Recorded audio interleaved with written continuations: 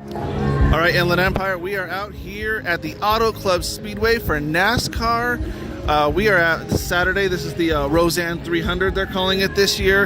And we have something really cool that we want to bring to you guys today. There's always so many different things happening at NASCAR rather than just cars going in a circle for 2 or 3 hours.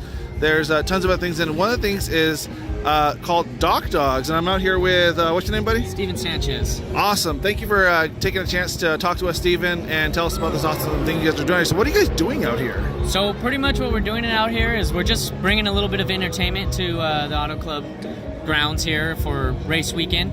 And so we're pretty much putting on a national event. It's I like to call it in layman's terms, it's a track and field event for canines, but except we're going into water. So the premier canine aquatic sport known as Doc Dogs is pretty much a long jump, a high jump, and a speed retrieve, a swim down to the far end of the pool for time. And that is what makes Doc Dogs. It's a national circuit, and we go all across the states, up in Canada, across the pond in England, and in Australia as well.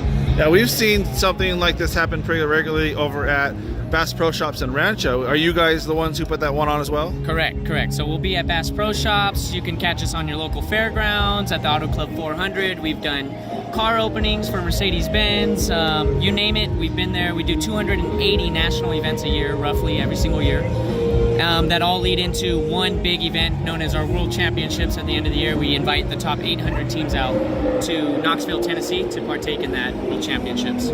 So how are the dogs dealing with all the loud cars in the background? You know what? It just adds to the excitement. So dogs, for people that are familiar or are not familiar with canines, it's all about excitement and energy. And so you get a bunch of smiling, happy faces around the pool because they're watching dogs be happy and go lucky. Really, the dogs have no idea that there's cars going on in the background. They probably think it's people cheering and excitement, and so it just adds to the environment, and the fuel in the dog really does elevate when the more rowdy, the more crazy the environment is. For the most part, most dogs that compete in our circuit kind of feed off those type of things.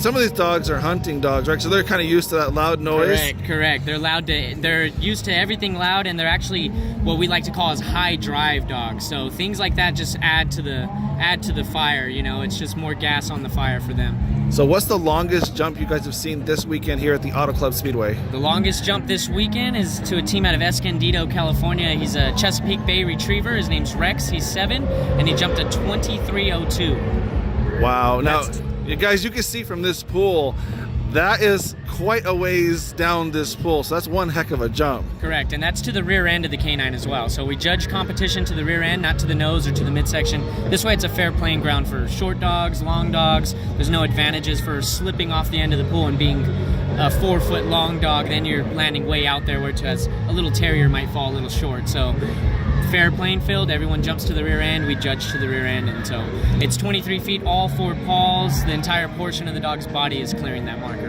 And are you seeing one particular breed out here, or is it pretty much a variety of breeds? Correct, it's open to anybody, so zero discrimination policy. I've announced teams 3-legged black labs, border collies with peripheral vision only, Great Danes, miniature Welsh Corgis and life jackets. I mean, you name it, we've seen it. So zero discrimination. If your canine is 6 months of age or older, and not in heat, they can come out and compete.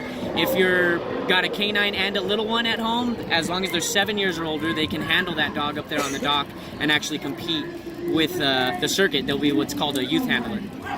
Awesome. Well, thanks so much, and we look forward to seeing who tops out here at the Auto Club Speedway in the city of Fontana, right here in the Inland Empire.